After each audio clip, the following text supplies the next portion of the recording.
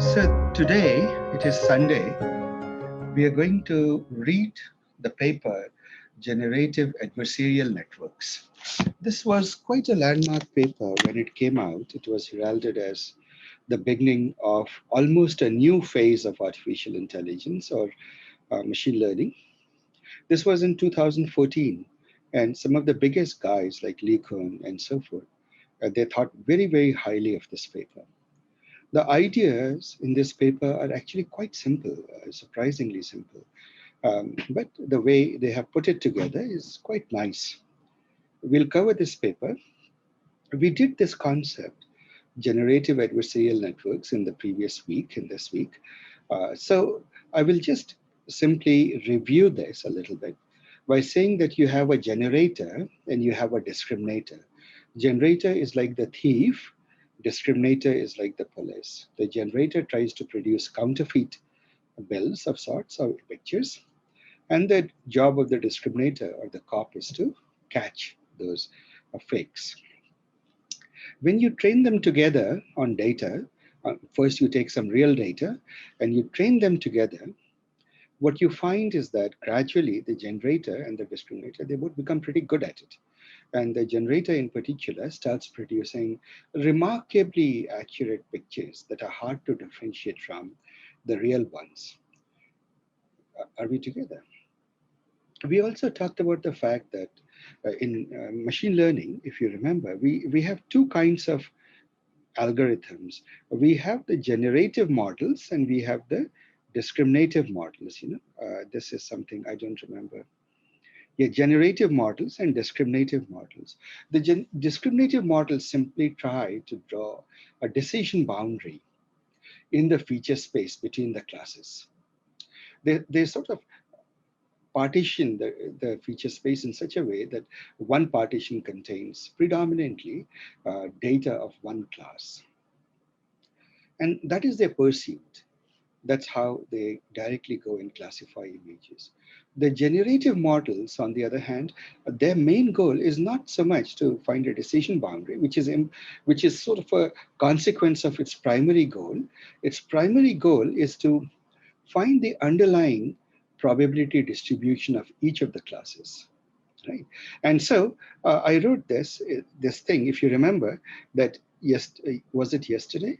Or yeah, yesterday, that in a discriminative model, you're just trying to tell, given this data point, what is the class? Right. This is the gist of a discriminative model, what I have put in yellow. On the other hand, the goal of a generative model is the opposite. It says, given a class, what is its probability distribution in the feature space? And if I can find that, some advantages of generative models are that you can go on creating more and more data if you can figure out the underlying distribution of the data, right? Generally, and the disadvantage, of course, is that computationally it tends to be a bit heavier. It takes more data to train and so on and so forth sometimes. But that's a distinction between generative models and discriminative models in machine learning. Now, this paper puts puts a very interesting idea forward. It says that suppose there is a discriminative model whose job is to tell between fake and real data. Are we together?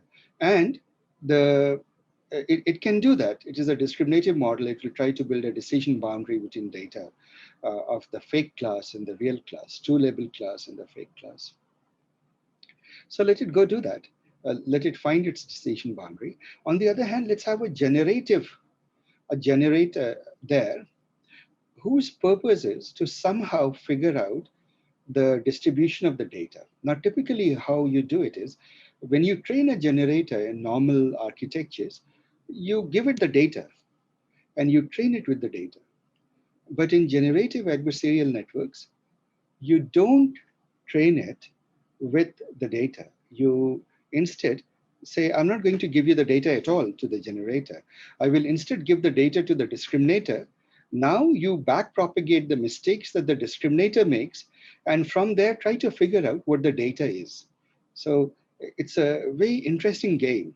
You blindfold the generator and say, we won't give you the data. will instead give you noise. Now you need to deform the noise into the shape of the data that you can't see. So quite a clever idea. But how will it do that? It will generate something, it will give it to the discriminator. The discriminator will tell it's fake or real.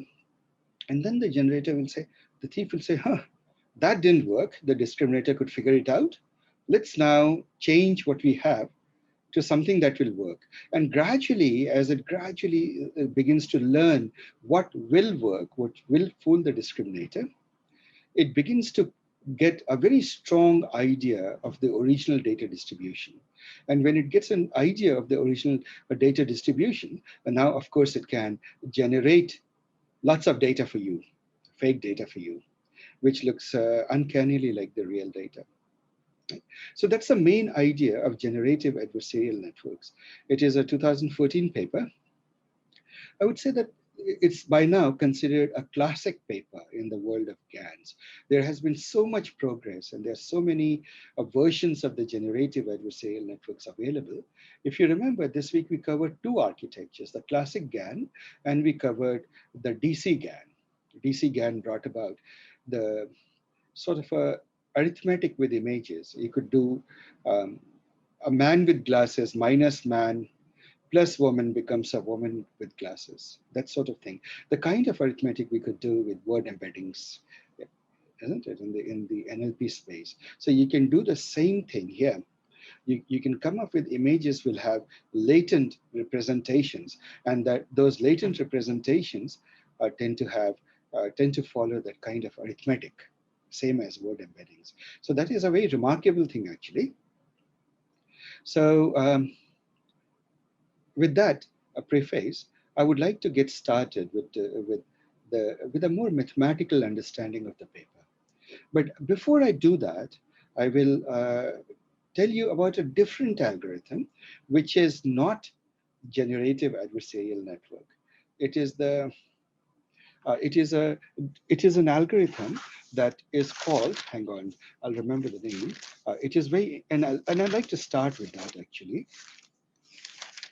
Uh, I'm looking at it here in my notes. It is called maximum mean. Yeah, it's a generative moment matching model, and generative moment matching model. The reason I'm going to talk about that is it gives you a good backdrop of what we are going to do with GANs. It gives you sort of an alternate perspective on the GANs. Right? Now, the way I'm going to explain, this is not my original explanation. I learned this explanation from the excellent lecture from Ali. There's a very nice video which I put on the class website, Mr. Ali Gotsi, I believe. Yeah. Right? Ali Gotsi. It's a very nice video, and I would encourage you to go and review that video. And maybe hearing the same thing from two different people often helps you understand it. So I will bring that and slightly change the language to the language in which we have been discussing things in the class. But broadly, this session that I'm giving you guys is along the lines and inspired by Ali Gotsi's wonderful lecture. So, Asif, can you also start from the point of what's a moment of a distribution? That's something that was running through my mind when I listened to the Ali Godse lecture. Oh, you did listen to that. Okay, yes, I will talk about that. That's what I'm saying. When I explain it my way, I will explain from a slightly lower level, easier level. Going back to the fundamentals. So that is exactly what I'm going to do. Right? Anybody else who listened to Ali's lecture? Started to. Yeah. He's very good at explaining, actually. I like him. He, Andrew, all of these guys are great at explaining things. So, all right. So I'll explain to you the ideas now from the very basics. And to do that, what I will do is let's draw a line here of what we learned in the past. Now, what I will do is between that and now, let me create a lot of space. See, suppose you have a distribution. a probability distribution. What is a probability distribution? So we'll start with the basics and we'll review it. What is it? So think of it like that, like this. Suppose you take children, right? Take children at a large school.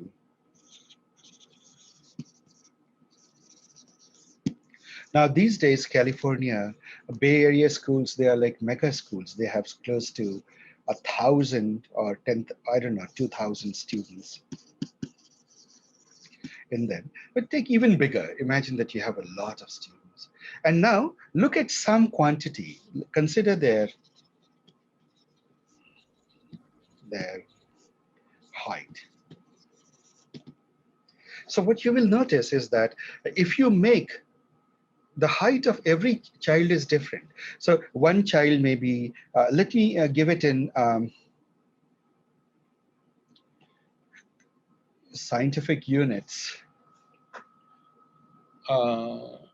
Let's say that a child is 1.52, so 152, 150 centimeters.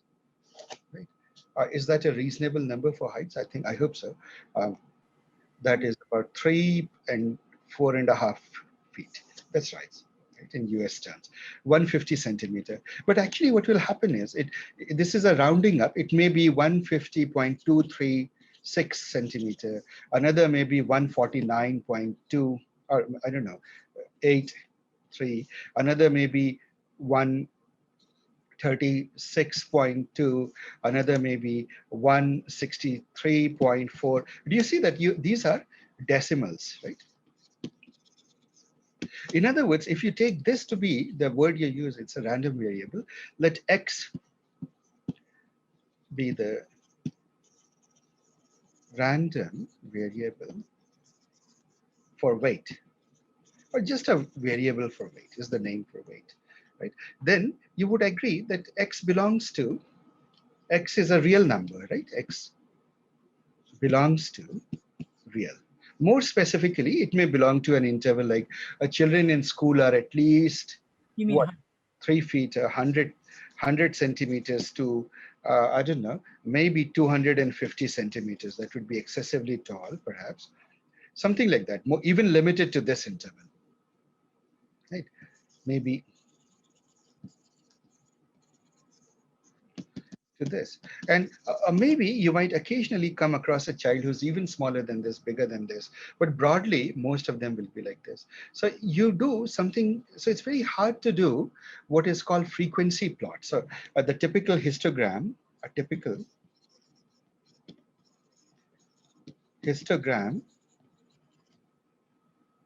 would do this, would break up this line, the number line 0 to, I'll just take a value here, 300 centimeter. It will break it up into small tick marks. Let us say that each tick mark is 1 centimeter, right? So there will be, so you will take all people between 149.5 to 150.5 as approximately 150. Are we together? So you have to do some coarse graining. And so then at 150, you will find that you have, let us say you have 200 children, right? And so a basic idea is you can make these frequency plots. And when you do this frequency plots, and this, by the way, may be medically completely off, so take it with a grain of salt. But the point is, it's a mathematical point I'm trying to make. Right? Now, you have all done such statistical charts in school, something like that, right? Now, the smaller I make this interval, this delta, so this is X. The smaller, and here delta X is this, 1 centimeter gap. Now I can make delta X even smaller. I can make it half a centimeter, 1 millimeter, and so forth. And when you do that in the limit, so you look at this distribution and just connect the tippy tops of this distribution or this frequency graph. If you were to connect the tippy tops, it would look something like this, right? And at this moment, it would be like sort of a not a smooth curve, but in the limit, in the abstract limit where delta x tends to 0, like very, very small bins, right? And obviously assume very large n, and is the number of students, a very large n, let's say students, where is it? What large students, so n approximately 2,000 or something like that. But now go to 20,000, go even further, or 100,000 or something like that. And very small interval, very large n, what happens is that this frequency distribution, it begins to, in the limit, it begins to look like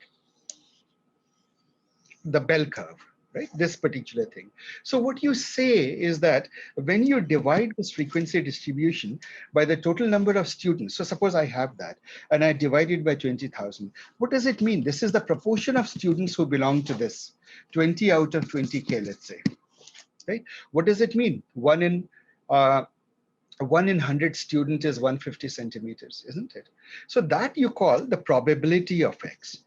This is the probability that the value at any given value, let's say X, if you want to know how many students have their weights between X and this point being X plus delta X, You mean and this height? gap being delta X, right?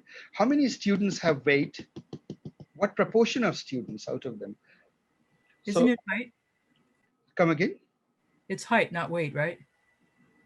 Oh, I'm sorry, I was taking height. Yes, how many of them have height between this interval? So you can ask this question: what proportion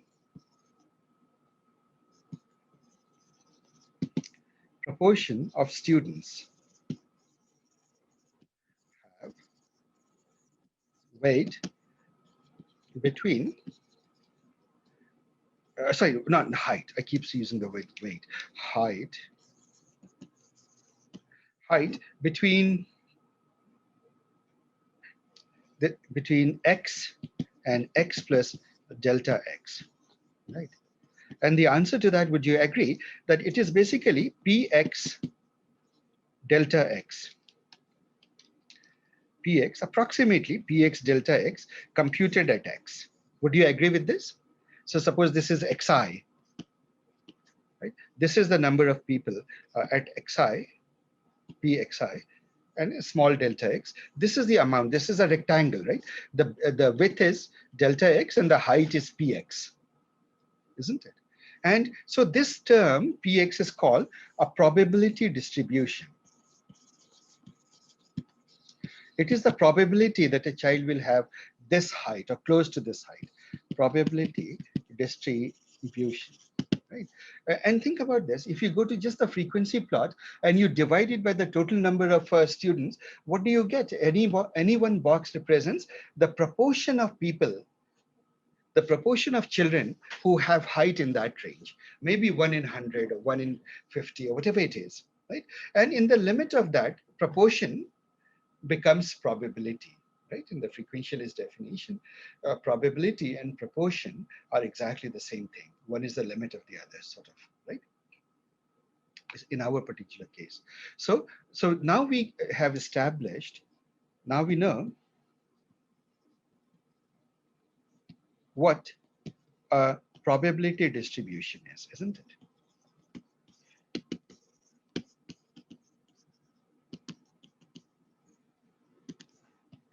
Right? So it has a property. If you look at any one distribution and I add up all of this, all of this, I look at all of this, that would be a px, a dx integral over minus infinity to plus infinity. Now, what should it be? It is means what proportion of people have heights between minus infinity and plus infinity? What would you answer that? What proportion of students have height between minus infinity and plus infinity? That'll be 100%. Exactly. And this is a property of probability distributions, not just true of height, but always. So what proportion of whatever has value between minus and plus infinity? Well, of course, the answer would be always 1. And this is the defining property of a probability distribution mathematically, that the total area under the curve is always 1. Are we together? Now, there are many probability distributions. For example, if you look at people and their wages, it is approximately like this, right? And you have a long tail distribution, right? Long tail distribution here. This is how the wages are likely to be, right? Uh, if you look at the number of years of experience in a company that people have, that will be even more skewed. It will, most companies in tech, they have a distribution like this. So these are all different shapes of probability distributions. Are we together? And it doesn't matter what the probability distribution is, that is it. So now what happens is in machine learning, and now you generalize it to higher dimensions. Now you can generalize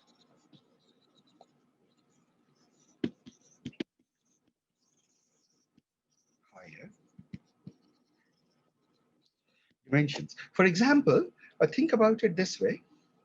Suppose you have, let's go back to our classic cows and ducks that we keep talking about. So suppose this is your weight, this is your size, right? This is x1, this is x2. And you have some ducks here.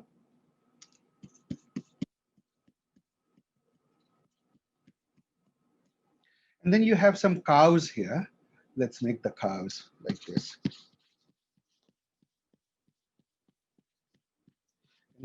In this space, what you can tell is that if you look at this data, the ducks have a probability distribution along both of these axes. So if you were to now project it in a three-dimensional place and you look at the probability distribution of this is x1, x2, what you'll find is those blue little ducks are here on the plane sitting here.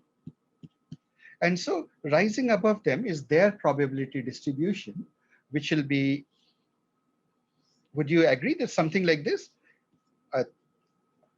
A three-dimensional surface like this. Likewise, your white big cows are sitting here.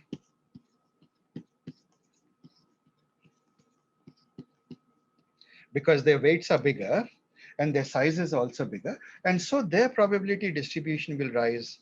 It is very more frequent here because they are much more, cows having weight right in the, around the average. Right?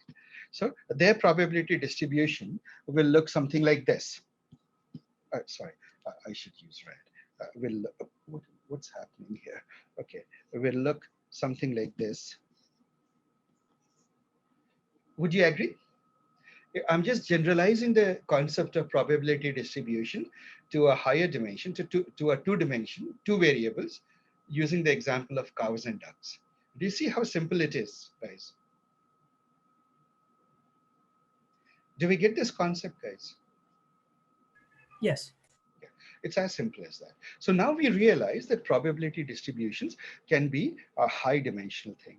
Now think about images. Because we are going to talk about images. When you take an image, let's consider MNIST image.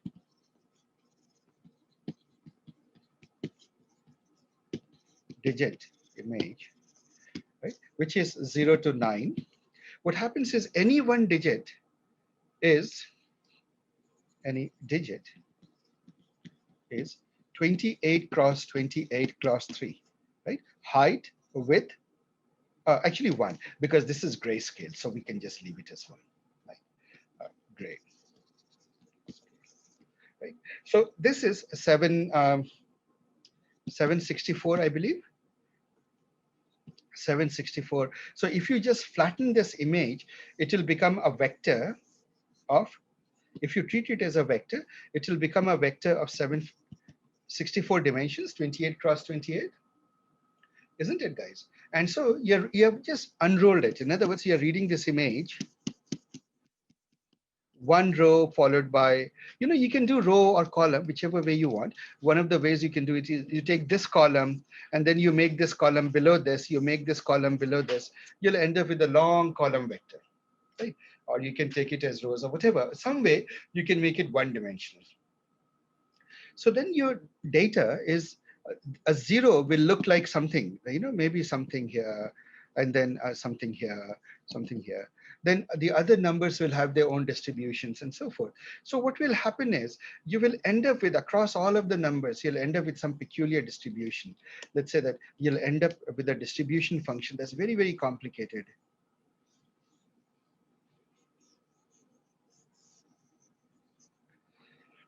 Are we together? Of all the images, like if you take all of the images put together, you don't care whether it is 0, 1, or whatever it is, and you just look at the places where they have number, their values are here, and you create a probability distribution here. You'll get some sort of a distribution, probability of the data. Does this make sense, guys? So maybe this is a place where there's a lot of these bits show up, because it's maybe it's common to many digits that they will put a value there, right? So this is your probability distribution for a particular image. It's a little bit abstract. How do you think of 764 dimensions? But it is just generalizing the ideas of your cows and ducks together, right? And just saying that in that very high dimensional space, all of these data points will fall somewhere, and so you'll have a more or less probability of seeing data at any given location X here. Right? So far, so good, guys. Yeah. Actually, so no, maybe I shouldn't have said it like this. Actually, I should not have made it into a single line. I don't know why. This is wrong. Actually, I already screwed up. So let's go back. Don't think of it like this, because I made the vector in a vector, but it is not one dimension. It has 764 dimensions, right? So this is the probability of X, but these vectors are your, X1, X2, X3, X4. Yeah, that's why it wasn't making sense to me. X5, right? So what happens is, think of it as your cows and ducks. All you know is that somewhere there will be a lot of points gathering. Sorry, right? Something gathered like that. Right? Forget that initial picture that I made. You would agree that in this feature space there will be places where points are concentrated, because each digit, each image is a vector in this space. Each image is a vector in this space, right? Somewhere. So then some points will be close together, some won't be, and so on and so forth. So you can create a very high dimensional probability distribution. Just as you can think of a two-dimensional probability distribution, you can think of a high dimensional probability distribution. Right? So for the data. So imagine that your data set, just for the sake of argument, is MNIST. It doesn't matter which data set it is, it's MNIST. You have 60,000 images. So you can create in the input space a probability distribution. This is known, right? Would you agree that this is known? Because you know the data, you know this probability distribution. Are we together? Yes, Asif. Except that this distribution is horrendously, this is in 768 dimensions. It's horrible to compute. You can't really actually go and compute it. You say that it is known, but only in the sense that it is there. It is sitting there in the data. You can't actually go ahead and compute it, or it would be horrendous to compute it, right? So, or write it in an analytical form. So what do? We hold that thought in mind, and now let's take a digression. We will ask a different question.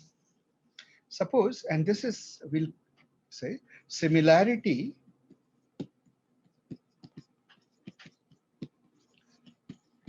between distributions, or the opposite of similarity is dissimilarity. Dissimilarity is usually called distance between distributions. So suppose there is a distribution Px and a distribution Qx. Are we together? And let us say that you have n points here and you have m points here. For this thing, you have n data available and you have m data available for this. One of the questions that is there is that, let us represent the word distance between P and Q. That is a measure of how dissimilar or similar they are. To give you an illustration, consider this distribution P, and consider this distribution, which is Q. This is your situation A. Now consider another situation. P is like this, and Q is like this. Now, this is your Q, and this is your P. Now, this is your situation B. Now, if you were to just eyeball it, in which case do the distributions seem to be more similar? Definitely A.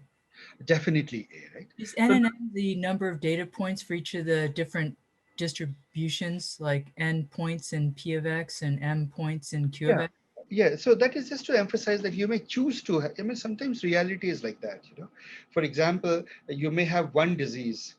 You may have only so many patients of one disease and many more patients of the other disease and so forth. So you don't know how many instances you have from each of the distributions.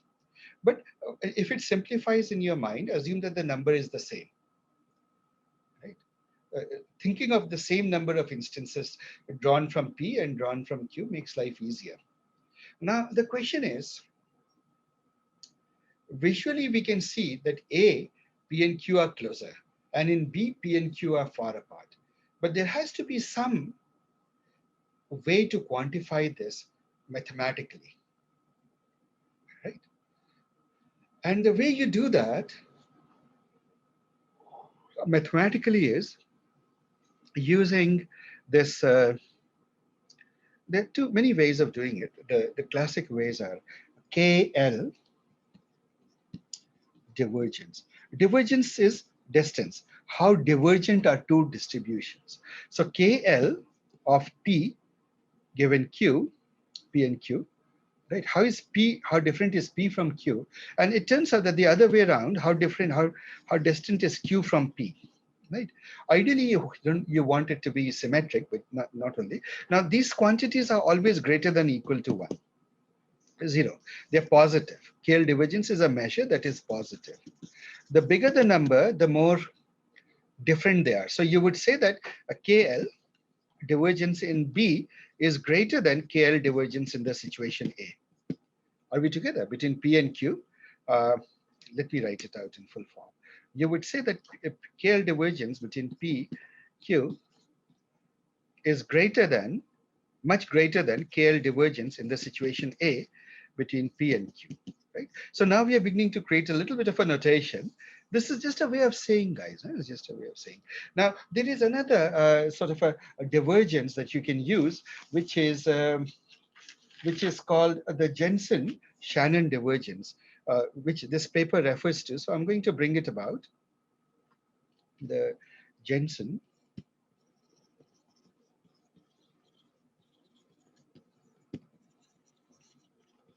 What it does is, Jensen-Shannon says that JSD is basically between P and Q, PQ, is basically a symmetric version of it. It basically says take half of both KL, P given Q, and plus KL, distance from Q to P, right? Yeah. Now, it's a little bit counterintuitive, and I'm not going into the mathematics of the definition of KL divergence. I'll just leave it for now, because that gets a little. Quick question. For the Janssen-Shannon divergence thing, is it P bar Q and then in both Q sides? bar. I see P bar Q on the left and then P comma Q on the right. Just a little semantic thing. Oh, right. You're right. I thank you for fixing that. I'm being sloppy. Better now? Right. So there is a sort of a symmetric version. This is a more symmetric version. Why is it a symmetric version? Because if you interchange P and Q, this value will remain the same. Right? That is that. So now comes, but ultimately what they measure is the distance between, or how different or divergent is one probability distribution from another probability distribution. Are we together? Now, with that in mind, let us now start building up a story here. A KL divergence and Jensen-Shannon divergence have been there for quite some time. But recently, there was a new sort of a method proposed, which is quite interesting actually. And it comes from kernel methods. Those of you who took ML 200 and learn about kernel methods, do you guys remember your kernel methods and the quiz on kernel? Mostly. Mostly. Yes. Yeah. Right.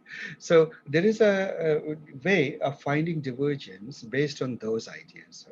So what it says is that something very surprising.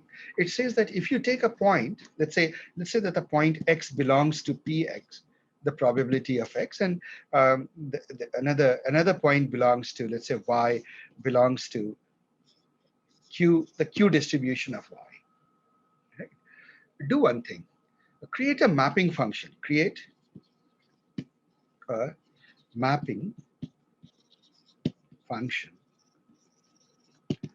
And I'll use the notation that you're familiar with. Do you remember this notation that we used?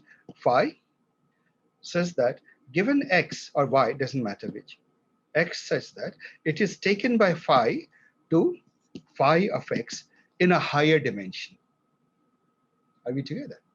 Take this point x and project it into another vector phi of x in a higher dimension, in a kernel space, right? Vector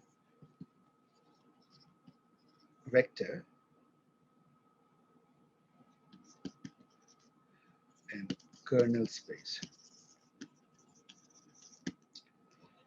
So far, so good, guys. This is a trick I trust all of you are very, very familiar with, right? So we do this. Now, well, likewise, of course, you can take y and project y to. Implicit to this is, of course, the same kernel function you can apply to the point y, and it will also go to a kernel space, higher dimension kernel space, right? And then, so first let me tell you the abstract statement that it is making. Once you go to the kernel space, something beautiful happens. That you can actually say that the distance between a probability distribution P and Q is actually becomes, for all the points that belong to P and Q, what happens is this becomes nothing but, okay, okay, before I do that, let me just create a bit more notation. So you have endpoints, we have endpoints of x belongs to the probability distribution P, right? Find its mean in the kernel space. Not in this space. Don't go and add up all of these points and divide them by n, but go and do it in the kernel space. Very interesting, right? So what happens is that you are trying to find mu of, let's say, the probability distribution Px is equal to 1 over the number of points phi xi, because you have n points drawn from the P distribution, isn't it? N examples are taken from P. So one easy way you can think of it is P is children, human children, and Q are penguins, right? And the children are penguin kids. So you take maybe 70, 80, or 100 measurements of human children, and then you go and take maybe, I don't know, 100, 200 measurements of penguins. Are we together? Then for each measurement, you just project it to a higher dimensional space, and you find the average for P, and likewise, you find the average for Q, right? Is equal to 1 over m, whatever number of points you have for the penguins, I to m, phi x. Maybe I'll just change it to xj, right? These are points for the penguins. So we get an average, and these will be vectors because these are vectors. So these will be sort of vectors. You get the mean vectors in the kernel space of that. And then comes the very interesting statement. The statement is that the distance is actually Distance between P and Q is actually very well represented by mu P minus mu Q square, or rather distance square if you want to say d square. But this is a pretty good measure, so people don't put 2 here. This is a pretty good measure. People write it slightly differently actually. They say that in many way, this is just a notational way of putting it. A P minus Q square is this, right? P minus this being the distance between PQ. Remember, P and Q are distributions. You can't just subtract them directly, right? So this is just a notational thing. So here we go. We have mu P minus mu Q. Yes. And it looks very surprising that it works. So now the question is, why does it work? And why is this trick so useful? So the way it works is this. Let us create phi out of the moments of a sample. So this brings up the concept of moments. Moments is central to data. So there's a moment you can do by looking at by subtracting the mean from it or not subtracting the mean from it. So it basically says that whatever the probability distribution is, let's say x times the probability of x, right? Px. Before we get to that, just I'm trying to appreciate that P minus Q squared equal to in terms of the transformed, the mean of the transformed distribution, right? Now, there is an implicit assumption being made here. And when we say distance, we're taking it as the Euclidean distance. No, we are not. That is precisely the point. We are not. So what distance is it then? It is the logical. Remember, we said that suppose you have a distribution. Let's go back. See, the concept of distribution is divergence. How different is one, the shape of one probability distribution from the shape of the other. Right? So you need some notion of distance that works very well. So that if the distance is 0 when the two probability distributions are identical. Are we together? So KL divergence was 1. One new measure that showed up recently is it is called the Jansen-Shannon. No. Jansen-Shannon is just a symmetric KN. I'm saying you take this, and this particular is so-called maximum. What you do is you define the maximum distance along any one of these means. The means, right? You take the distance between the mean vectors, and that is your distance. So now let me make it very real using something called the moments. Okay, first let me give you the hand-waving explanation of moments. Mm-hmm. You realize that if you have a lot of data points, right? These xi belonging to taken from there are n of these xi's, let's say whatever, n samples, n instances rather.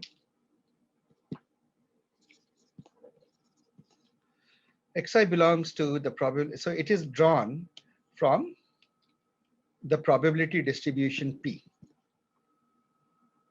Are we together? Now for any bunch of numbers, forget probability distribution itself, you can find something called the mean. Mean is what? X1 times Xn divided by number of elements. Are we together? Right. Then you can do mean standard deviation, which would be what? X minus mean square. Actually, let me just take it this. What is this? This, the averaging of the square of the distances, x1. Mm-hmm. Right? You remember x minus mu square. And so you can generalize this to higher and higher values. You can say that the first moment, second moment, so third moment would be x minus mu cube summed over I, right? It would be this. The fourth moment would be 1 over n. And you may say, this is getting rather abstract. Do these things even have a meaning? They do, actually. Now, I hope I don't get this one right. This is Q, I think. Yeah, the other one is This is the kurtosis. Q, and this is the kurtosis. Kurtosis, yeah. So what it means is, what is Q? For those of you who are not familiar with this Q, we all know the data is queued and this and that, we keep hearing. What skew measures is that, see, if you look at a data, sit at the mean and do the two sides look alike? If they look alike, it is not skewed. Are we together? But if the data, so not skewed, but look at the data like this. Now, where will the mean be? The mean will be somewhere like average of the values. It will be somewhere here, right? Now, one way to find this, No, give it mean a will be more name. to the left for this one. What's that? The mean will be more to the left. The mean would be, yeah, more to the left, right? So it would be somewhere, this is the mode actually. This is the mode. The mean would actually be somewhere here because there is a lot of data. It just keeps on going, right? So what happens with this is that, so here's, anyway, here is an easy way for you to remember. When you look at data like this, right? This, imagine that it is a duck. A duck, the face of a duck.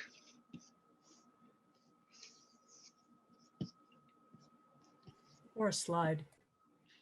Right? So this is the face of a duck, is the head of a duck. Which way is the duck looking? To the Is right. it looking to the right or to the left? To the right. To the right. So you call it right skewed. Right? So the basic idea is that the way the naming convention is, one easy way to think about it is, imagine the distribution is the head of a duck. Which way is it looking? That is the skew. Right? So for example, this way, the duck seems to be not looking anywhere. If anything, it's looking up, right? So no skew. This right skew, and the next one is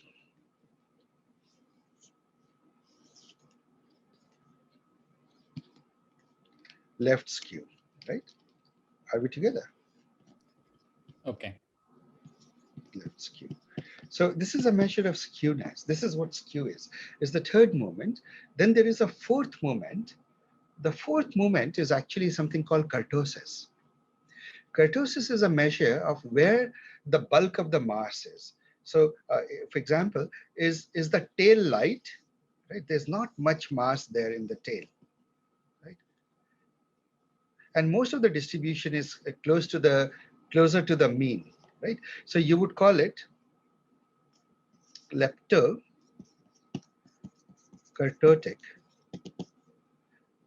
data or leptokurtosis. On the other hand, if the data has a very heavy tail, it doesn't matter, it need not be symmetric, but it has a very heavy tail, it goes on and on and on. You call it platykurtotic.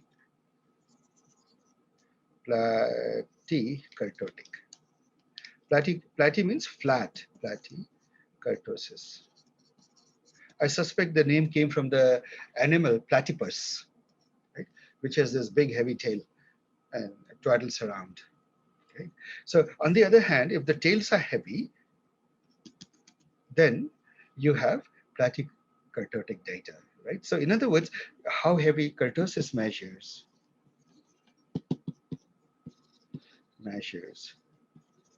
how heavy is the tail of the probability distribution. Are we together? So now you can generalize from mean, standard variance, skew, kurtosis. You can keep going, and you can say that the moment, the nth moment of a data is 1 over, so actually kth moment, because there are k data points. K is x minus mu to the power k is equal to this, right? So this is the way generalizing for a situation in which each points are equally likely. And now comes a little bit of a sophistication. What happens is that when you deal with continuous variables and things like that, you often look at um, probability weighted distribution. So the only thing I need to do now to make it to put the last piece of the puzzle,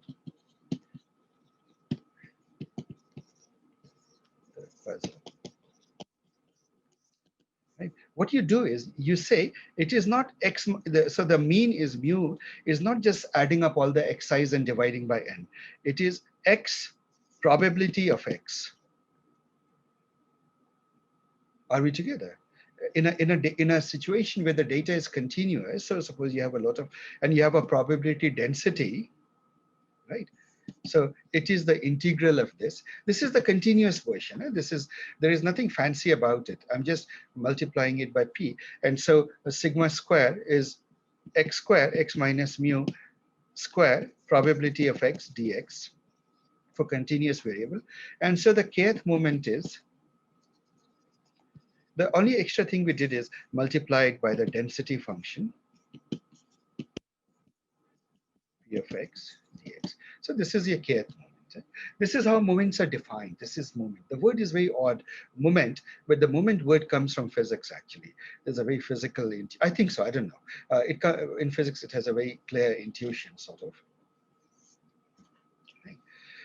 So now that we understand moment, let's go back to our notion of kernel. Remember, we said that distance between the p minus q, the distance square can be thought of as mu of p minus mu of q. So you remember, we are not even talking of the average. In this kernel space, mu of phi p rather, mu of phi q, right? The kernelized version of it squared. So you say, well, how is that possible? How can something so simple be true that you project it into a higher dimensional space and all you're doing is you're subtracting the means between the two and it will tell you the gap between the two. So here's something that you do. Imagine that the function is, and that's where the kernel comes in. So not the kernel and the moments comes in. So suppose you take a function x and it becomes phi of x goes to x. Let's take powers of x square, x cube, something like this. Huh? You just take x, things like this. Now what happens? Do you realize that if I average of this will be the mu of x, it will be very close to the mu of x. Average of this quantity up to an additive factor will look like sigma square of x, variance of x, isn't it, guys? Right? And the third one, x cube, if you do, it will give you the skew factor of x, and x4 will begin to give you the kurtosis and so forth. So just stick to the first two things. Huh? Let me just take a two-dimensional vector and get an intuition into this. When you try to get an intuition into this, look at this image. So imagine that two curves are perfectly agreeing. This is P and this is Q.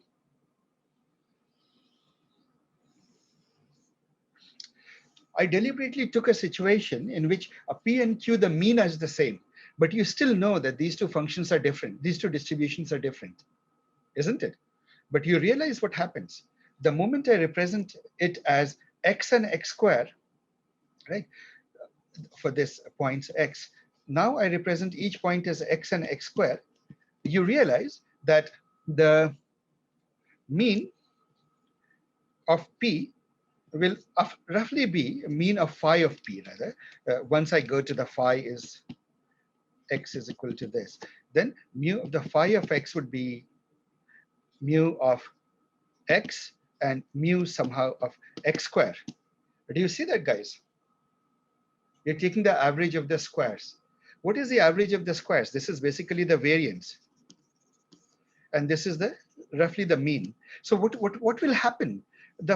When I look at phi of P and phi of distance between that, Q, it will be comparing, it will have two components. The first component will be 0 because the means are the same, but the second component will not be 0. They will be different, isn't it, guys? Am I making sense? Because sigma square P is not equal to sigma square Q. And in fact, what you get is sigma square P minus sigma square Q, the variance of these two. Which of course, and the more the spread, the bigger the variance difference, the more the two curves look differently, right? Distributions look differently. So that is an intuition of why this works, right? And when you use it, then you call this max. So the concept is find the maximum mean distance between these two, between the points. So along all of these axes, find whichever is the biggest. This is certainly the biggest, and this is your distance between the 2 points. And when you try to use this to find it out, you say that, well, you know what? Let us do it computationally and see what it really comes to, right? So Isaac, yeah. can we say like any distribution can be precisely identified by a vector of its moments? Absolutely. That is the main idea. Okay. That if you take sufficiently many moments, right, you characterize the distribution. Okay. Thank you. That is the fundamental statistical point. Actually, because you come from a statistical background, you must have done, did your prof ever mention this fact to you in college? No, I kind of just came up with it. Okay, good, very good. Yes, it is. It's just the perfect intuition. All these moments together give you enough description of the distribution that you can uniquely define the distribution. Mhm. Right? So now, I'll make, Asif, I just want to let you know, I can make the connection now. Yeah, I think Professor in Ali Ghodsi's video, he kind of touches upon this, but he didn't drill in further into the theory behind the multiple moments that are possible there. that's right. Yes. He generalized it just in a word. Yeah. Yeah. What all I'm doing is, bringing it down to our level, his talk. Right? So, guys, remember, this is all a precursor. We haven't gone to the GANs yet. So maybe I should stop this video at some point and say we didn't do GANs. We instead did a digression elsewhere. But all right, this digression is worth it. Huh? So now let's look at the distance between P and Q. Right? I'll write PQ distance. I won't use that PQ square notation. This is what it is saying is that it is basically the average between these two. Now, what is the average? It is 1 over n of the phi of xi, I goes to n, right? This is the average. So you realize that if I break it down to the pieces, mu of phi, like mu of p, given phi in this kernel space, this is literally the definition. You take each point and kernelize it, and then you just take the average. Are we together? And we will, for the moment, not worry about what kernel function we used, whether we use the moments or not. But we know that if we use moments, that's a pretty good way of doing things, right? So I can write it like this. I can write phi q as 1 over m, and let me just write it as j, for lack of a better word, phi, should I put, let's say yj, huh? To distinguish the points from p and from q distributions, let us say, and they are m points. So now let us find out what is the square of this. And this is where the fun begins, actually. Let's look at this. Mu, now I'll write in smaller, P minus mu Q square is equal to, what is this? It is equal to this 1 over n. And now there's a very basic amount of algebra that we will do of phi xi minus 1 over m. Let's call it j, phi yj m, right? Square. Square means, now this I can write it because we know that these are column vectors.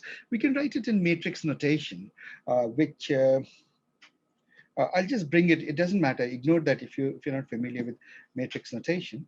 You can write it as phi xi minus 1 minus m j m phi yj transpose. I mean, basically dot product with itself. So, you know, x square is the dot product of x with itself. Would you agree? Right? And which in matrix notation is x transpose x. Right? It's just a notation. I phi x. Well, because I used I here, let me use I, j, k. Maybe I'll use k here just to distinguish. And 1 minus m sigma 1 to, now which subscript should I use now? Instead of j, k, l, let's say l. L goes to m, phi y, l. I'm just trying to distinguish all these different summations, right? And so when you do that, and this, by the way, will make sense only to the people who have done kernel methods with me. Now, let's look at these terms. It will become 1 over n square I phi I transpose xi phi k, and let me just mark it phi a k, going from n to phi xk. Are we together, guys? Right? This is it. Right? A plus 1 over the other term, 1 over m square summation, and I'm not writing two sigmas here. Right? The sigma I'm just writing it together. J and L over m, both of them taking values over m for different values of j and l. This would be phi yj, not j, yj, yeah, phi j transpose phi yl, right? Then you have the cross term. So the cross term would be minus 2 over nm, and this is just going into the details for what it is worth, jk, let's say, of phi yj, right, or phi, let me just write it, xk, and this goes to n and m, right, n and m, then xk, k, and phi yj, right? So this is the transpose. So now comes the interesting insight. So why in the world are we doing this weird and complicated algebra?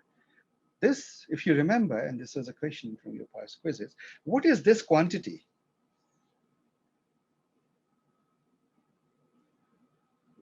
Do you remember what is a dot product of in the kernel space? It is nothing but k xi xj, the kernel function, isn't it, guys? Remember the kernel function. This is literally the definition of the kernel. This is the kernel of y, well, j, y, doesn't matter, yl, right? And this is a kernel of xk, yj. So this is a different kernel, right? Now, why are we getting so excited about kernels? Do you remember the real reason we used to get excited about kernels?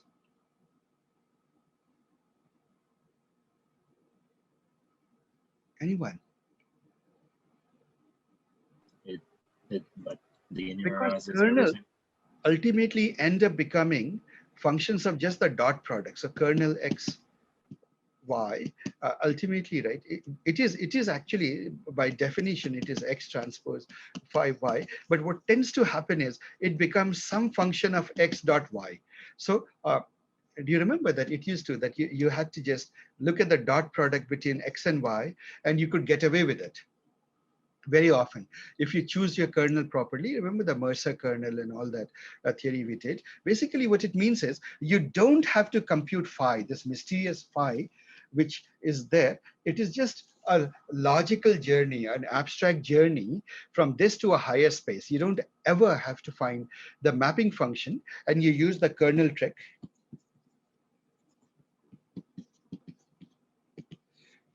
to compute this distance, right? It becomes very easy. You can do this. Don't really have to. And those of you who haven't learned kernel methods with me, obviously this will all look very mysterious and you would be completely lost at this point. Forgive me for that. Don't really need to compute phi of x.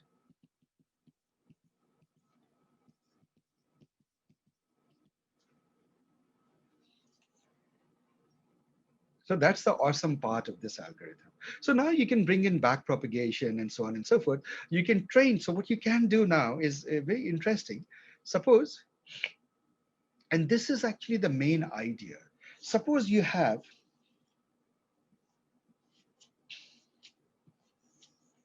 a generator which is trying to produce a distribution P of data. It will produce a data whose distribution looks like P. And you have another guy, the actual data, the truth, let's say mnest. What you can do is you can take the data, this will have some distribution Q, right? So the generator has a distribution P and there's some other things. What you can do is, because you have a way to compute the distance PQ, and you can do it even somehow.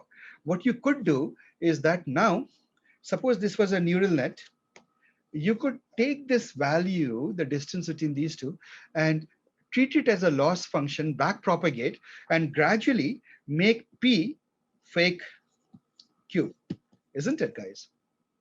If you could see the distribution of Q is known, all you do is you compute the distance between what P is producing and what Q is producing, and you can keep back propagating because you have a notion of a distance. It's sort of like a loss function. You can keep back propagating till P begins to fake Q, or P's shape begins to look like, yeah. So we can back prop, learn so that PQ almost zero. So P tends to Q. Are we together, guys? We can do that. It's just a learning thing and we can do that. So we will use that idea here in this background, except that in this thing, the takeaway from the previous algorithm, this whole maximum mean distance and all of that and the moments thing is that we won't use all those tricks. We will do something quite different now. We realize that you can actually learn make P learn Q, right? The generator learn a distribution. I took you through a long journey that says, yes, we can. But then comes this idea of generative adversarial network, which does it in a very elegant way, actually. Generative adversarial network. Let me just use the word GAN, adversarial network, GAN. What it does is something quite remarkable, actually. So you realize that the generator need not see the data. All it needs to be told is how different is it from the data, isn't it? To train the generator says that the P that it produces, the data distribution that it produces, right? It doesn't actually have to see the data. It just needs to be told how different is it or how distant is it from the distribution of Q. And then the generator can backprop learn a little bit, fudge the weights, parameters, and say, okay, now how about now? So we'll use that idea. That's the main idea that we use in the GAN. Right? So this, and by the way, those of you who haven't done kernels, etc., you can ignore the prior discussion. Just assume that a P can, like you can train a generator to fake another distribution because we have some mathematics over which, some loss function over which we can backprop and learn. That is the core idea that we use in the generative network. So let us say that this generator, the input is, And P starts off as random noise. yeah, P starts off as random noise or anything, doesn't matter. So suppose you feed some Z, it is a prior. People in the world call it a prior. Prior means just assume it is something, it doesn't matter. This is your generator, G, and it produces data. It produces some data, which is fake data. Huh? So PZ, it will have a distribution based on the kind of input it is getting. It will have some output. That output will have a certain distribution, right? So now what you do is you feed it into a discriminator, as we realize, a discriminator which tells them apart. Its main purpose is to produce a loss function, right, of how different what it produces is from the Q, which is the MNIST data, which is the data. And now let's generalize beyond MNIST to any data, any set of images. So this will have a Q, a distribution of the data, right? In this paper, they call it P data, but think of it as Q. It is the P data. It's the probability distribution of the data itself, isn't it? Whereas this is the probability distribution of the fake. Our goal is to make this P look like this Q. And by now, we know that we can do that. What do? You take some samples from here, feed it in here, some samples from here, feed it in here. You see the loss, how much the discriminator is telling you that these fakes are different from the real ones, and then we backprop it, right? So we went through the whole steps of doing it. We can repeat that step, but let's do one thing. Let's take before I go into the mathematics of it, it's a little bit elegant. I need a 10-minute break. Huh? I need to quickly grab lunch and come back. I'll pause the recording.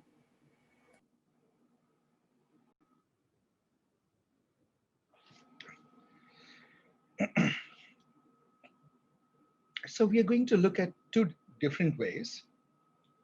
One is that you could use the kernel trick, get a loss function, backpropagate, and therefore train a generator to mimic the probability distribution of something else, let's say images or whatever it is, some data. That other approach, there's a name for it, which is moment matching. And you can guess why it is so from the discussion we just had. Moment matching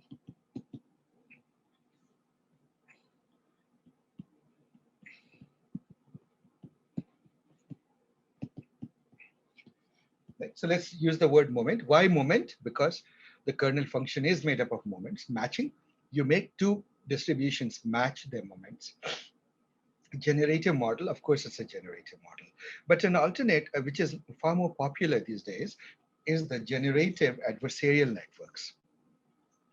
This uses a different thing, actually. It says that suppose you play this game between the generator and the discriminator that we talked about. The generator tries to mimic the distribution of the data. And the discriminator looks for the subtle differences. It finds the distance between the two, the loss. It uses the loss function. And it does its business in such a way that it is able to tell P from Q, data from P distribution from the data from Q. Data from Q is the real data. And so we will, in this paper, because it refers to it as P data, we'll just talk about it not with Q, but as P data. And the fake data, we use this notation PZ. That Z is transformed, some noise, prior noise, is transformed to this output. So the idea is that if these are images, you're trying to produce fake images that are as realistic as possible, right? And you can do it if you match their probability distribution. So that's the power of probability distributions. So the question is, how do we do that? It uses a game theoretic argument called minimax. The minimax has two parties with opposite aims. One tries to maximize something, the other tries to minimize it. So what will the generator try to do? It will try to minimize the difference between fake and real. And what will the discriminator try to do? It will try to maximize its ability to tell one apart from the other. Do you see that, guys? Yeah, minimize the loss. It is exactly, that is all that there is to it. So the way you, so now let's go back to this paper up, and I'll walk you through this paper and occasionally explain the math as needed. This paper will now look hopefully far more straightforward. So here in this figure, so first of all, let's look at the loss function here. Let me use this. Let's pay attention to this loss function. Loss function. Here, D is the discriminator, G is the generator. So let's look at this term. This is the data. So as far as the discriminator is concerned, let's say that the data has the label 1 and the fake has the label 0. Now, what do you want dx to be? The probability that it is a real data is that the discriminator says, see, what dx is this discriminator is saying what is the probability of it being real data, isn't it? That is what dx is. Discriminator is giving a probability dx of any instance input being real data.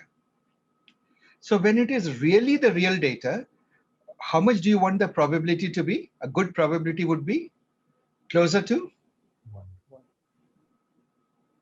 What 1. would it be? Closer to 1, right?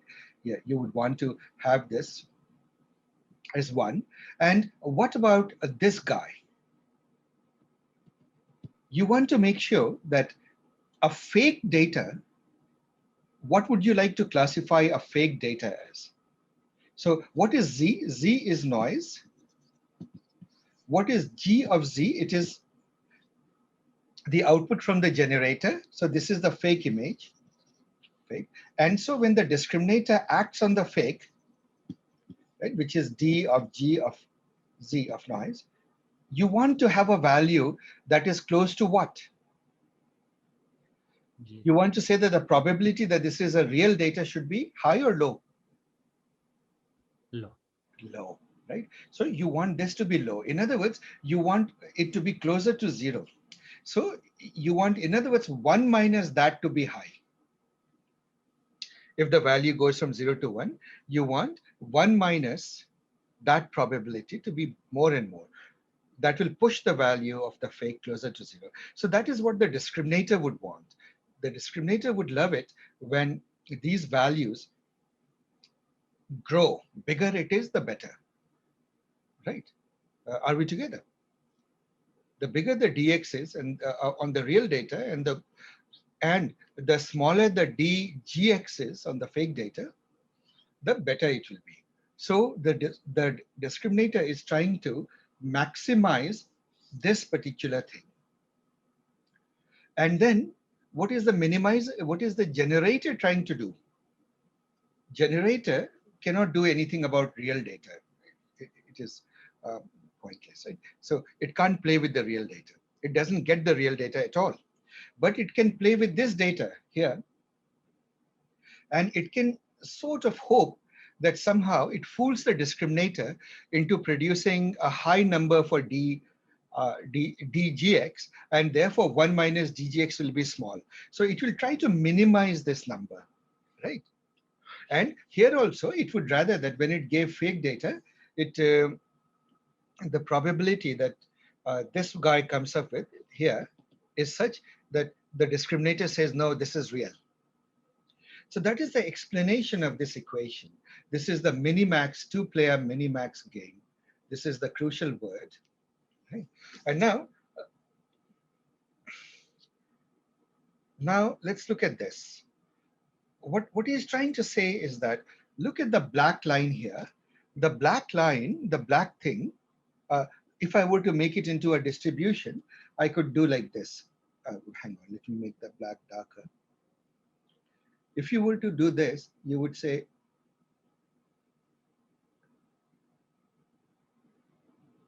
this is your Q. This is the real data. The green one is the P. This is the fake data. And so what the learning process is, and so what is the generator doing? It is deforming noise, a uniform distribution or something like that, into the shape of P. And this P is different from Q. It is divergent from Q. So what will it do? It will learn and make this closer and closer. And finally, the two will match. Now the divergence is, G. there's no divergence, isn't it? Divergence minimized. Do they throw away the discriminator then? Come again? Once it matches, do they throw away the discriminator? Oh, yes, of course. You use the generator to now cook up all sorts of fake images and do all sorts of mischief after that. Are we Sir, together? what is the blue line? The blue line here is the current loss, right? I think it mentions, but I may be wrong. Huh? Let's read this. The generative adversarial nets are trained by simultaneously updating the discriminator, the D, blue, and dash, right? Updating and the dashed line, discriminator, right? So discriminator is producing, a probability distribution of its own, right? The probability that it is one or the other. So in the beginning, right, it will be way off. Gradually, it would have figured out. Yeah. So it is just that, the output of the discriminator, dx, is that. So that it discriminates between the samples. And then the lower horizontal, Where should the blue line be, like ideally? ideally here, the loss should saturate because the green line is sitting upon the Q. The P has now completely imitated the Q. So in that case, actually, the blue line won't be the correct line, right? Because it Yeah. probably won't be No, able no, this to. is the output. So what happens is, in some sense, the generator loses. I mean, sorry, the discriminator loses. The cop loses. The thief becomes too smart, right? So you notice that if you look at the cop, the output of the probability that one is different from the other, right? At this particular moment, this number varies based on the data point. But after a little while, what happens? It smoothly transitions to a straight line. It's not able to tell the fake from the different, no matter whether it's a fake or whether it is a genuine data. It comes with pretty much the same probability of its being genuine or fake, isn't it? But so maybe I forgot, but weren't we like supposed to retrain the discriminator after the Yes, generator we will do learns? this. We will do this. But the point is that, see, the discriminator has a losing proposition because the generator is continuously learning. So discriminator will, in the beginning, the discriminator will do better. It will be able to tell the fake apart from the real data. But then what is the generator doing? It's learning from the mistakes. And so gradually it will produce better and better fakes so that it will manage to fool the discriminator. But when we cut it off, in case where the back propagation doesn't happen through to the generator, and we label those generated images as fake, won't the discriminator become better over time? No, I know we are using a single loss the thing function. is that, see, if the fake is so close to the real, the discriminator is not able to tell them apart. That's the point. See, you can give it the real answers. You say, this is fake, this is real. But if the two distributions look completely alike, how will it tell apart? It is like, you are looking at yourself in the mirror. I take your picture and I take your picture that is there in the mirror. And I say that the picture in the mirror is the fake, whereas the picture of you is the real one. But do you think that it will be easy for anything to tell it apart? Do you see the problem there? Yeah. And so, Asif, the way I'm internalizing this is we are designing or we're making a discriminator good enough such that it can generate a good generator at the end of it, right? Once it has done its job, what we want from this whole GAN is Yeah. a good generator. Yeah. Discriminator is sort of a judge. At the end of it, it's a give up situation. Generator becomes very smart. And that's the goal of the exercise. We want That's a the good goal of generator at the end of it. exactly. In generative models, the goal is that P begins to look like Q. Q being the real data, P being the generated data, in terms of the language that we used a little while ago. So that is the main thing. But in this paper, they don't use P and Q. They use a P data and a PZ, the distribution, probability distribution produced by this, the generator. So the idea is that these two should begin to match. Asif, Yes. if you so when we're training the generator, would it be advisable to, let's say we save our model when we use pre-trained weights, but add extra data, add extra true values, true data? Would that be advisable, or would that skew the probability distribution? No, I didn't get your point.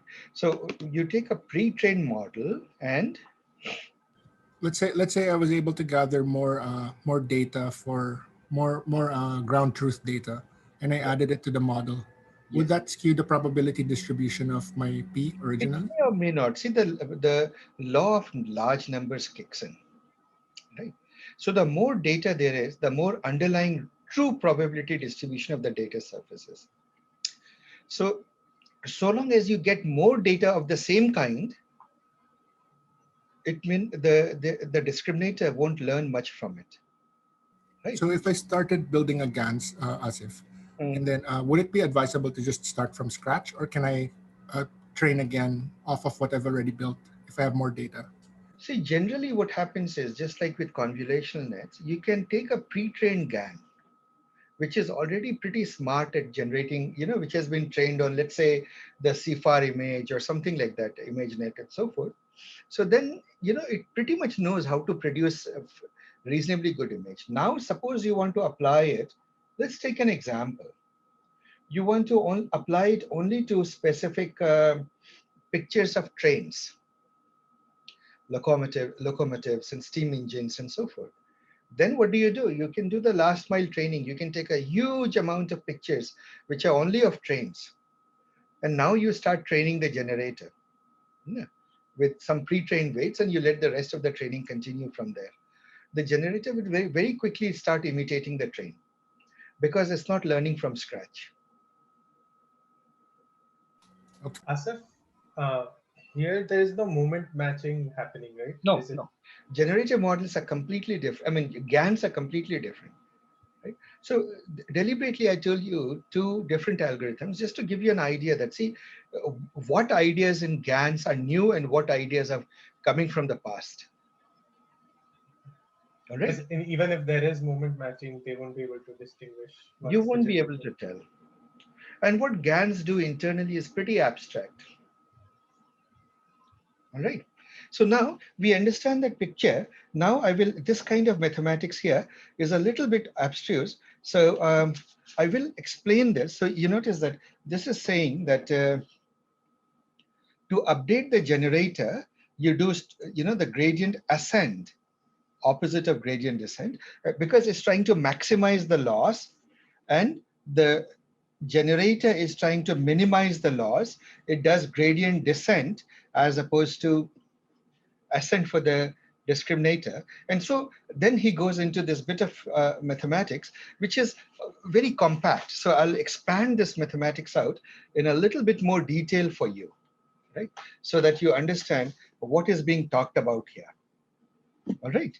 But I'll give you a summary of what they're saying. You're basically saying that the discriminator is trying to achieve the max, the generator is trying to achieve the min, right, of the cost function, of the sort of a objective function. And when you do that, there are certain theorems. So certain results hold true, and this is very compact. Let's break it up into pieces and see how it all comes about, piece by piece. But before I do that, let's do the easy part of it. The rest of the model is very simple. It shows that this does very well in MNIST data, right, and different data sets. The adversarial net, even in the first version, ended up doing very, very well, right? And it is able to fake digits, fake faces, fake scenes, and so on and so forth. And so I won't go into the rest of it, but let's go into the mathematics, which unpack the mathematics in the paper a little bit. Right? And this is purely optional. So because this is going to get a little bit heavy, if you don't get it, it's all right. You don't need to know all this. I doubt many people know about all this. So remember the objective function, the min-max, minimax objective, was the very simple statement saying that is equal to, let's take a sample from the actual data, right? Data X. So then what you do is you take the expectation value of log of the discriminator, what the discriminator is predicting it to be, the probability that it is real, that the discriminator says. You take this and you add another large quantity, which is you take a data point from the sample, the fake data. So this is the real, fake, right? And so what you do is here you want to play the opposite game. You want to make sure that log, actually d of what? D of whatever was generated by the generator. This is what the generator generated. Generator output. So GZ is essentially some fake image. And the discriminator should say that the fake image should be closer to 0, right? So now if you look at this function, this is where the min-max comes about. You basically say that discriminator will try to maximize this, and the generator will try to fool the discriminator and minimize this. But now the mathematical definition of the expectation value comes in. And so I will write this, BGT or DG, whatever it is a P data of X. Actually, I'll just use the word PD. Or maybe I'll use the word P data of X log dx. This is the meaning. Remember, I told you that the moments are computed like that. Expectation is the first moment of it, or the definition of average. This is over the X space. So you take the real data is X, and you look at it like this, right? This is the first term. And the second term is, well, you're doing it over fake data, fake noise input, which is getting deformed into GZ, which is then being discriminated by the discriminator. And so this is a PZ, the distribution of the input data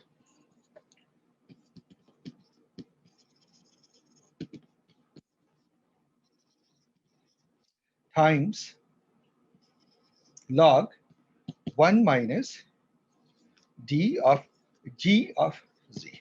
Very easy. DZ, because here we are doing the expectation value with respect to the fakes, the noises, the noise being deformed into a fake.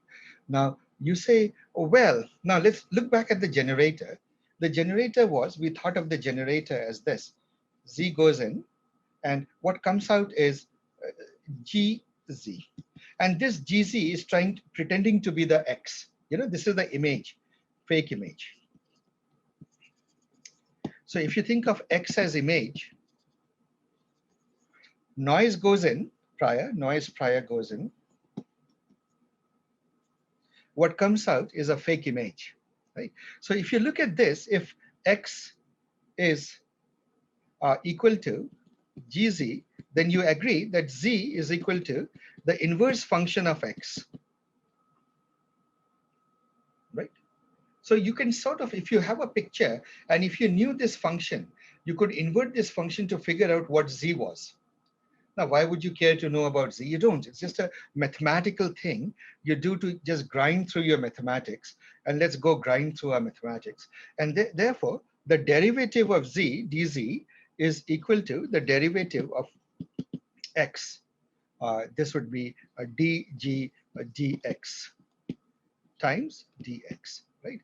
This is also written as G inverse X Prime. Prime is just an abbreviated way of writing a dx. So we have a little bit of a result. This gets a little technical, but not by much. The result that we are coming to is that dz is g inverse x derivative dz. By the way, dx. By the way, this is nothing but the Jacobian, right?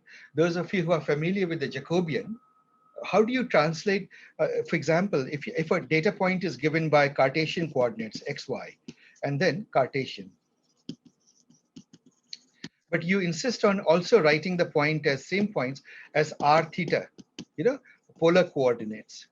So you remember that how do you do a translation from the xy coordinates, Cartesian xy to polar theta? The way you do that is there's this matrix that comes in, Jacobian matrix, Jacobian matrix of Jacobian matrix of derivatives, right? It's basically J is like dx d r dx d theta. Then for those of you, I'm giving it to you. If you don't remember a Jacobian, don't worry. In engineering math, we covered it. In the math of data science, we did cover it. But if you forget about it, it's okay. This is this matrix, right?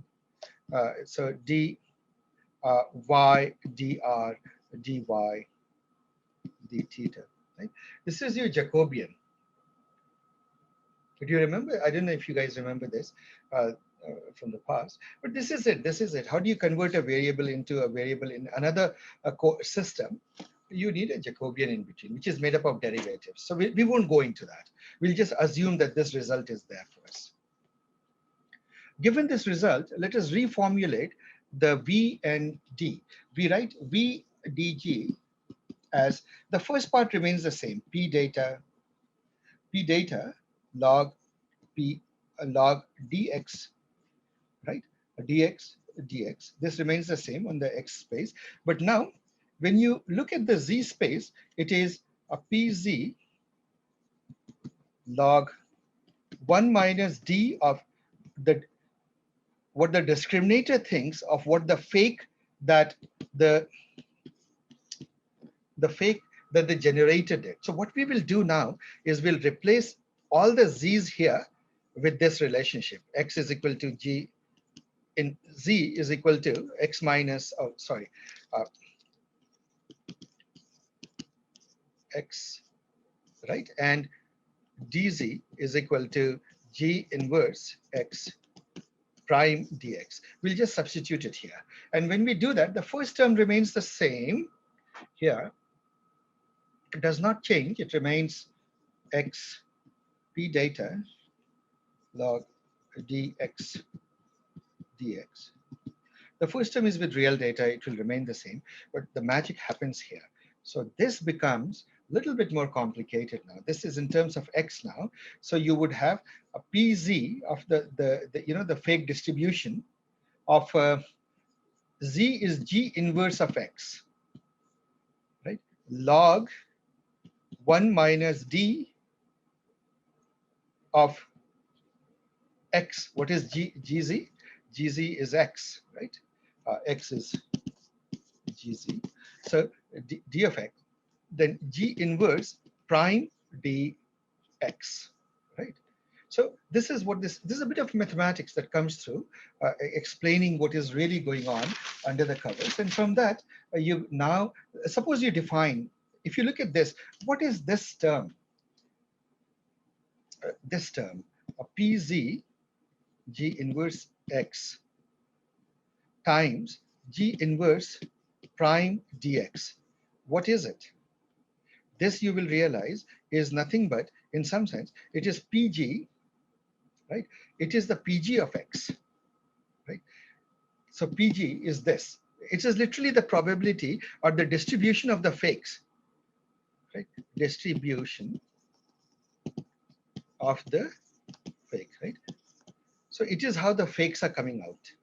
Now, what is your goal? You want to make your PG look like your PD, the distribution of the data itself, right? So in terms of this, there's a little bit of mathematical manipulation you do, DG, and this equation now has a sort of a symmetric look, P data X log dx plus P G, this is the fake one, P of X log D of X, 1 minus log D of X, sorry.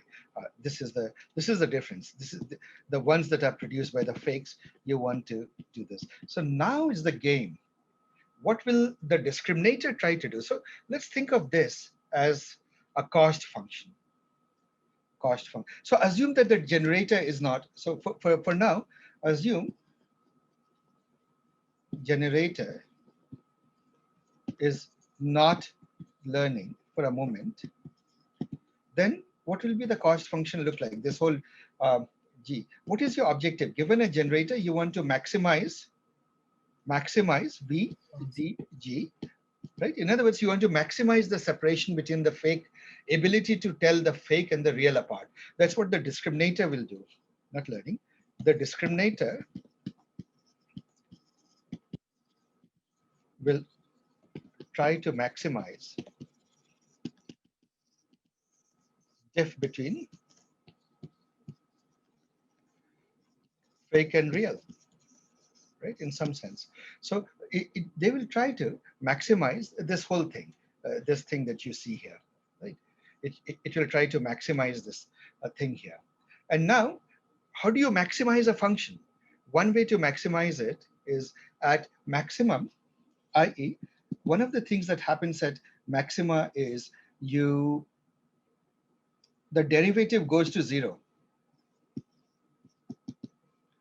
Dx of v dg should be 0. You know that this is a calculus thing, that when you're at the top of the hill, it is flat.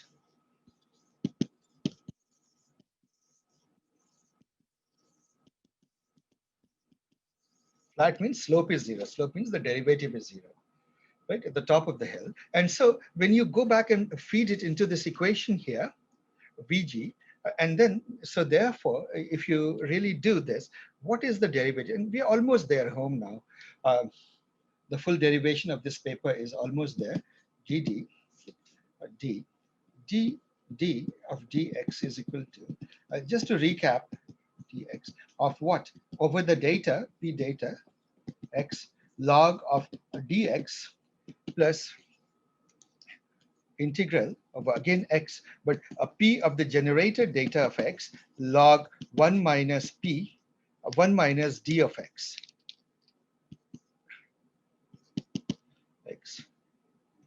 Right? Dx, right? So this is it. This is the, sorry, dx should be here and dx should be here.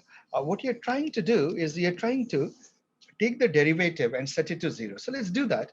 If you remember, now comes the mechanical part of the whole thing, which is very simple. We all know that what is the derivative of log function? What is log?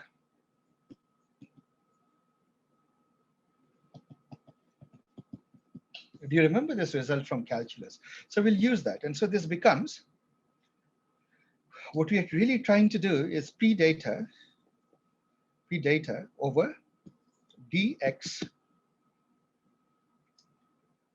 Are we together? Dx, when you take the derivative with respect to d, and then you have the p data, and then you'll have the dx part. We can ignore the dx part. Let's look at the inside part. Minus, and if you really look at it, the derivative of 1 minus would be a pg of x, and 1 minus d of x, right? And this integral you're trying to set to 0. Which means that you're trying to set this thing to 0, right? When you try to set this to 0, hang on, let me put back your integral here just to make it, just to be sure we don't lose it. But you know that this will be 0 only if this is equal to 0. The inside argument is equal to 0. Otherwise, there is no chance that it will be 0. So what you do is you I mean, it could be, but it's accident. But the most obvious is this is true. So now if you look at this, it is P data x dx is equal to pgx 1 minus dx. Now implies dx 1 minus dx is equal to p, what is it? P data over pg. Right? Did I get that one right? Yes. And therefore, this is basic algebra. You can convince yourself that if I add the numerator to the denominator, it becomes just dx over 1 and pd over pd plus pg. Are we together? You can write it like this. So what it means is that the optimal value of the discriminator is when the probability distribution of the discriminator is like this. This is the optimal step that the discriminator will achieve, will learn. Then comes this is the optimal. You can think of it as your D star or something like that. Now, let us substitute this back into the equation, this D star in some sense. Substitute this back into the objective function dg and see what it looks like. And when you do that, or the C, the cost function with respect to the generator, and when you look at it, you will realize that this thing begins to look like CG, which is the maximum value from a discriminator perspective. It will become P data log dx. Log dx now is P data x, P data plus PG of x here plus PG. And again, this is nothing very esoteric, guys. Huh? This is just basic manipulation of algebraic symbols. P of x data plus P G of x. Now you look at this and you begin to, that's when the whole equation begins to sink, right? It begins to look pretty nice at this particular point. So then people realize that, hey, we are looking at KL divergence, because if I did this, suppose I wrote it as half, let me just say, multiply the numerator by half and the denominator by half. I'm allowed to do that? Half and half, numerator and denominator, both of which I can multiply by half. And so this equation will become P data log P data x, P data plus P G of x. I'm just using D for data, huh? Divided by 2 plus P G of x. So obviously this is dx and this is PG log PG of x. Now things are beginning to sing a little bit if you are familiar with the this thing is here, right? But then there was a log of half and a log of half. What is a log of half? Well, log of minus log of 2. So this will become minus log of 4, right? This quantity. So what it says is that now there's something very interesting about it. This is nothing but the definition. This is nothing but the very definition of KL divergence. KL divergence of data. So it is KL data, right? So basically what it is it is a KL of, let me write it in the full form, KL of a P data of x given this other, the P data plus PG, right, over 2. Obviously both of them are functions of x. This is the KL divergence for the data, and this is the KL divergence for the generator, the fake, right? So this is a PGX given the same thing, a P data plus PG divided by 2.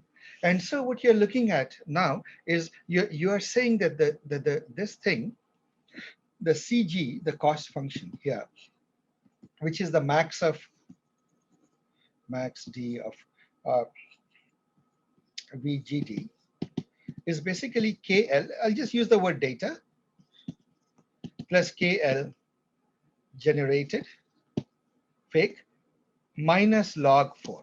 Now, minus log 4 is a constant. We don't need to worry about it. What about this thing? Now, one thing mathematically that's true about KL divergences, it takes on value always greater than or equal to 0. Are we together? It is always positive. And because it's positive, and because now we are doing a symmetric situation, we are actually looking at this particular situation is, when you really look at it, you will realize that this is very interesting, because these two parts together, the definition of Jensen Shannon divergence is literally this: 2 times JSD of a PQ, two distributions, is equal to P, well, plus Q, right, KL of P and KL of Q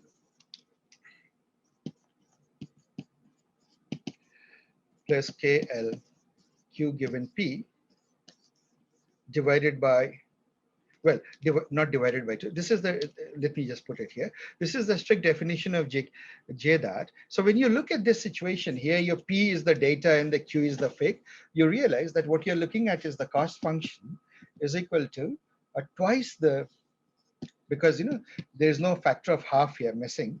So it is JSD of P data and P Z. P of G, the generated data, right? Minus 2 log 2 or minus log 4, whichever way you prefer writing it, right? So this gives us that given G,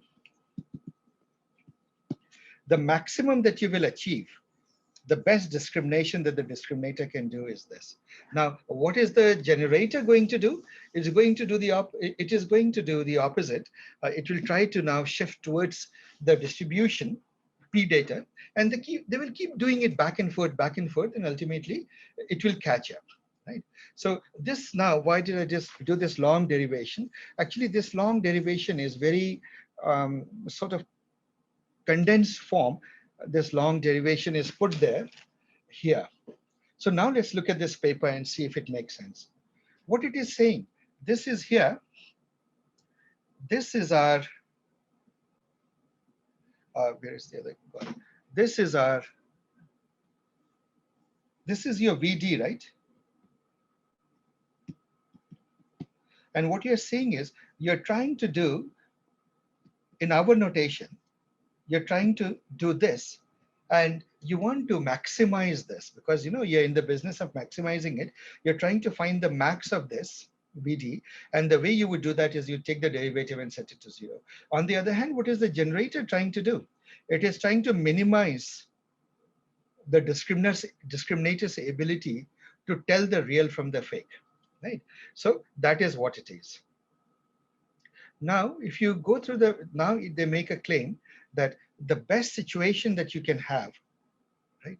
And let me mention this, the minimum value C of the, when I go back here,